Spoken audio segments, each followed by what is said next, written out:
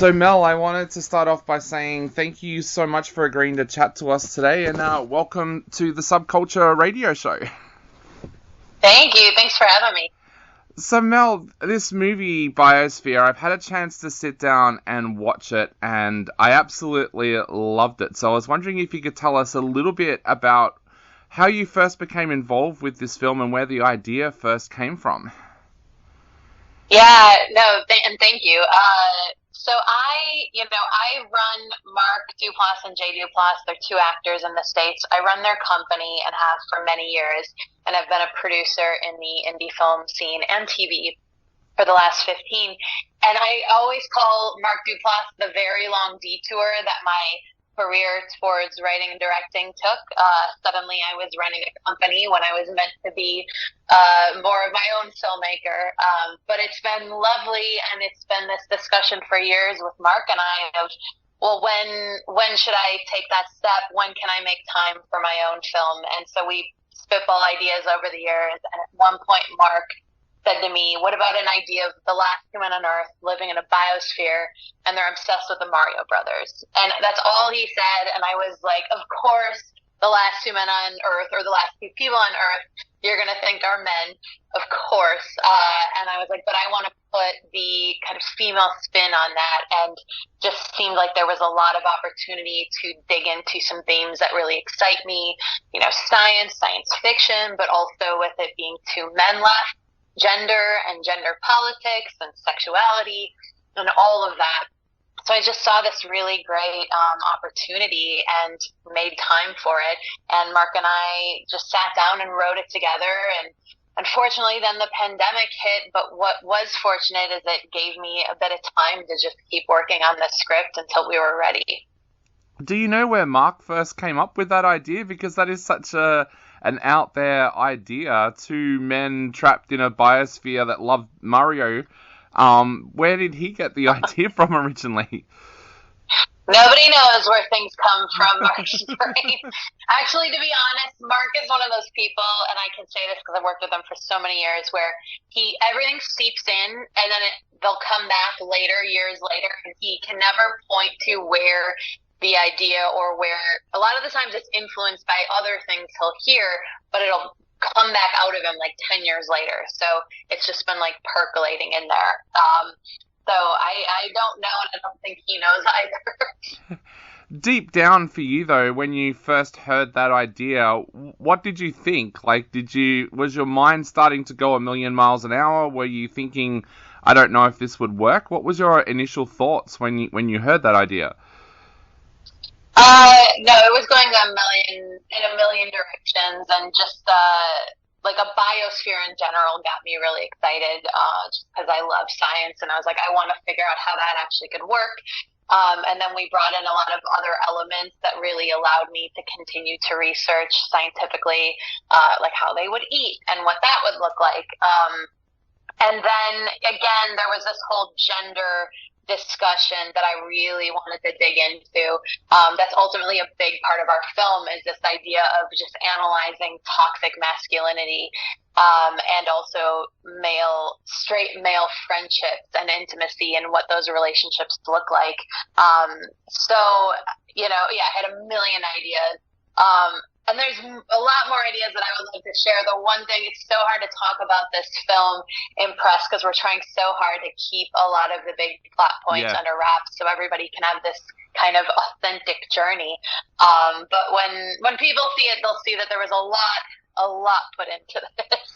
I was actually thinking the same thing with this interview. There are so many scenes that I want to ask you about, and I realize I can't ask you about them because they would be pure spoilers, and we don't do spoilers on our show, so yeah. Oh, I appreciate that. I know, it's such a bummer, though. So tell us about those initial writing sessions with Mark. What was that like when you first sat down? We have a lot of young filmmakers and a lot of young screenwriters that listen to this show. So what were those initial writing sessions like when you sat down to flesh this out? Yeah, I mean, Mark had pitched me like that kernel of an idea, and I had a lot of ideas to add on top of it. And he said, if you want to run with this, go make this. And I just I want to make everybody else's dreams come true. So I kept taking on more films with our company and just wasn't making time. And then finally, Mark saw it, and he was like, I'm kidnapping you. We're going away for the weekend. We're going to come up with this outline. So we went away, just spent a weekend hanging out, cooking, talking through the film, and we came up with an outline. And from that outline, you know, we said, okay, let's take turns. And he said, I'll go do the first draft of the script. So flash forward, and it's like weeks later, and I get this email from him that's like, so I got 14 pages in. I don't think there's a movie here. I can't come. I was like, what do you mean? We just outlined this whole thing. So I was like, give it back to me. I can see it. And so then he threw those 14 pages to me, which were really the opening of the film, this kind of a first draft of this conversation about the Mario Brothers. And then, so from there, then I really wrote that whole first draft, and then we kind of bounced it back and forth. And, you know, the way Mark and I work is, you know, like I might have held and owned the actual script file itself, but I'm sending to him, he's throwing in ideas and notes, we're spitballing, we're having phone calls, some of which I really wish I could talk about, but there were certain moments where we were just giggling to ourselves when we came up with certain plot points. But yeah, so just kind of kept doing that. And then Mark loves improv, and I do too, and we do a lot of improv in our films, but I really wanted this one to be really heavily scripted and have all the dialogue really thought through. So I really then, once we nailed, here's what the story is going to be, I spent a long time writing and rewriting dialogue. You mentioned some of the deeper topics that you wanted to explore in the film as well, including toxic masculinity and that friendship between two straight males. Could you tell us a little bit about why you wanted to explore those themes and how you went about putting that into that ideas when you sat down with Mark as well? Yeah. Oh, man. There's so many things we're like tiptoeing around. But I think I found it fascinating because I feel like there are, you know, when you think about two men and you say they're going to be trapped, and if there's nobody else left, of course you're going to think about sex and, you know, what that looks like, and are they going to go there, and that sort of thing. And, you know, I was like, there's so many blurred lines on the gender spectrum, on the sexuality spectrum. And so I just wanted to almost like reinvent a new form of love and what that looks like. And I think especially, you know, I live in the States, and I think we have this kind of patriarchal masculinity where, you know, a lot of straight men aren't made to feel comfortable to be vulnerable with each other. And so I really wanted to just kind of explore that, and put some things on the screen as far as male relationships go that I hadn't seen. And I think they're almost what I would call feminist views on male intimacy and male relationships. So that is what really, really excited me. And I'm also somebody who my whole life has struggled to figure out if any one definition fits me and who I am. And I love this idea of us all getting to just personally define ourselves and blur lines and not stick to societal definitions and boundaries. So that I really threw all that into this. Was there an event at some stage in your life that kind of sparked you wanting to explore that? Because I know it's something my wife and I talk about a lot, where my wife, if something happens in her life, she rings her sisters and tells them what's happened. Whereas for me, I ring my two best male friends. She always thinks it's funny that I don't ring my dad or I don't ring my brother-in-laws or someone like that. Was there something that kind of made you want to explore that, like a certain event or something?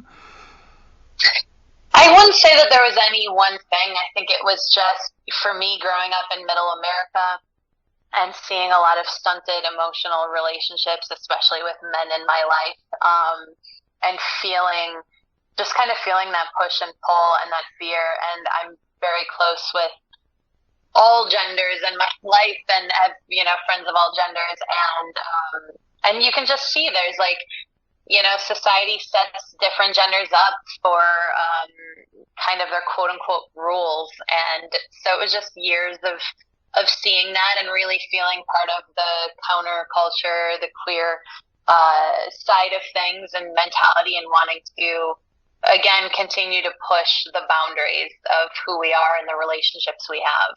Definitely. I remember a few years ago I spoke to an Australian director who made a post-apocalyptic movie, and he said the hardest part of the script was actually coming up with what had caused the world to end, and he said that it sparked weeks and weeks of debate with his co-writer. Was that something that you and Mark had to think about? Like, how did these guys end up in this biosphere?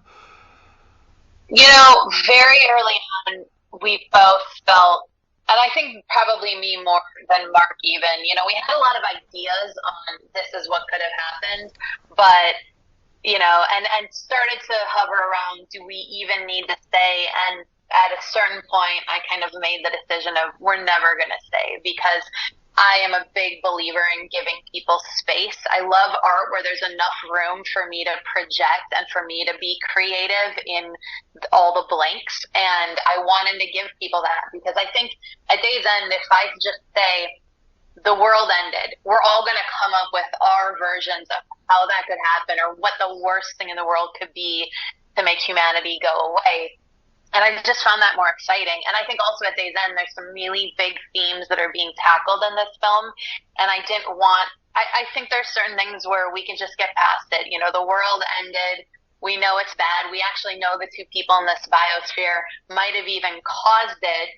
You know, let you all get creative on what that is, but let's focus on the bigger themes, and the audience can fill in those blanks as they like. But yes, lots of ideas on what could have caused the end of the world. And also, you know, we had come up with this, I think shortly after Trump was elected in the States, just because our brains were thinking about the craziness and who could be elected president and the insanity of that. And but so the idea was way before a pandemic, but I think ultimately even the pandemic happening, we were presented with, oh, here's another thing we didn't even foresee as a possibility. Definitely. Now, so lots of ideas. Now, I'm going to be very, very careful how I ask this because I don't want it to be a spoiler, but the twist in the film, tell us a little bit about how you developed that, especially as an idea, and then into the script with Mark. Was that something that there was a lot of debate between the two of you of how to have that twist in the story come into the film? Not really, man. That's a really hard thing to talk about without giving it away, because it's so unique and specific, and I think the big thing that nobody is expecting. And what I can say is we both, I forget who ultimately had the idea, and I think it was something that we both built upon, that we were going to have something really kind of almost revolutionary happen in this biosphere, that it was going to essentially become almost like a fable or a parable, where it becomes a little fantastical, so that we can focus on a theme and bring people into a concept that might not normally sign up for this kind of movie. So we always knew that there was an aim there for some challenging conversations and kind of to expand some viewpoints. But, you know, God, it's so hard to talk about. Yeah, I know. There was discussion. We never, I think once we thought of the idea of the core of what would happen, we never strayed from it. And I think ultimately that's when I really took it and said, as a woman, as a queer woman, and as just somebody who wants to blur some lines, I think this is important for somebody who is not a straight cis male to tell parts of this story with different views and perspectives. And so then I kind of really took that and was very careful to plot out and beat certain things in the story, and to really think about all the different viewpoints and different walks of life that could come to this story and how they might view it, and to be really careful and sensitive to a lot of different themes. So yeah, it really was, you know, something that we came up with very quick, but then I spent a lot of time really navigating. And I think also, ultimately, you know, we're talking about this film having a lot of these, I don't know if I call them heavy themes, important themes, I believe, but then the big aim was to just wrap it up in comedy, because I think comedy is unifying. Obviously, we all love to laugh. I enjoy when I can be laughing. Like every 10 minutes, I want to be laughing in a film if I can, if it calls for it. And I also think it lets our guards down a little, so we're open to new things. So that ultimately was what I really also spent a lot of time in is finding that right zone of comedy versus these heavy themes. Definitely. Now, you mentioned before as well that you've been running a company for so many years, but you wanted to be a filmmaker. What was day one like walking out onto that set as a director? How did that feel for you? I mean, it felt amazing. It felt magical. It was, I had been directing, and I directed a lot of our TV at Duplass Brothers. And I also, 15 years of producing, especially producing a lot of people's first films and a lot of actors who are in their own films, you do actually do a lot of backseat directing, and especially on the back end, you have to fix a lot of films in post. And, a lot of times that can fall to the producer too. So I felt so incredibly ready. I don't think I viewed myself as a first-time filmmaker, and I really went in being very calculated and careful to set myself up for a kind of a safe space, knowing all of the pitfalls and things I'd be up against. So I felt really confident in a lovely way, but also at day's end too. It's just when you've been thinking about something for so long, and I built something up in my head for so long of like my directorial debut, when it really is something I can have ownership of. You dream about it, and I kept, again, putting it off is maybe a weird way of saying it because I was making so much content and art in the meantime, but truly just magical to walk on and be like, okay, I'm here, I did it. And I think having those moments when you think about something or dream about something for so long, and then you can actually do it, is so rare and so unique. And I really just kind of wanted to sit in that specialness as much as I could. Definitely. Now, I know we're running out of time very quickly, so just two quick questions. First of all, what was it like working with Sterling and Mark as actors with this as well? Yeah. In my career, and so such a shorthand. And I wrote it with him in mind, but knew there would be a discussion at some point about if he was going to be the one to play Billy, which ultimately he was the right one. And then when we first pitched this idea and we started talking about who would be our dream person, I forget if it was both of us, but I knew I'd always had Sterling K. Brown in my mind, and I even wrote it on a little notepad like very early on. And then when we had the script ready, we were like, let's take a chance. Let's send it to him. And he read it overnight and called me the very next day and was in right away, which is so rare and also doesn't happen quite often. And they had met maybe once in passing briefly at an event, but 3 days before shooting, I just said, let's go to dinner so you all can meet, and I want you to start developing this relationship and energy between yourselves. And I think what they pulled off is, people watch this film and they think these guys have known each other for 10 years, and the reality is it was 3 days prior. So they found their groove with each other, which was amazing. And I think a big part of that too was Mark and I have so much trust in each other, and Sterling would almost make jokes of, he's like, you guys are talking to each other, but no words are coming out because we can read each other and make noises and be ahead. Like Mark can say a word and I know what's going to, come right after it. And so we had such a level of comfortability, and we really think of ourselves as brother and sister. So I think Sterling coming in, he said, he was like, I feel like I just joined this family, and it just created this safe space, I think, for him too, to let go. And, and Mark and I have been working so long together, and a lot of the time we are, again, as producers, directing along with the director at times. And Mark is also an actor who directs while he's in the middle of a scene, and is constantly rewriting with improv. And this was one of the first times where I think halfway into day one, he looked at me and he's like, I'm not going to do what I normally do. I've known you for so long and I trust you, and I'm actually going to try just acting for a moment. And so I think that was a beautiful thing too, where I got to see things I've never seen him do before because he kind of let his guard down. So it was a beautiful pairing between the two of them. Awesome. So Mel, just the last question to finish off. What would you like to say to our listeners out there who are about to go and watch Biosphere in a cinema?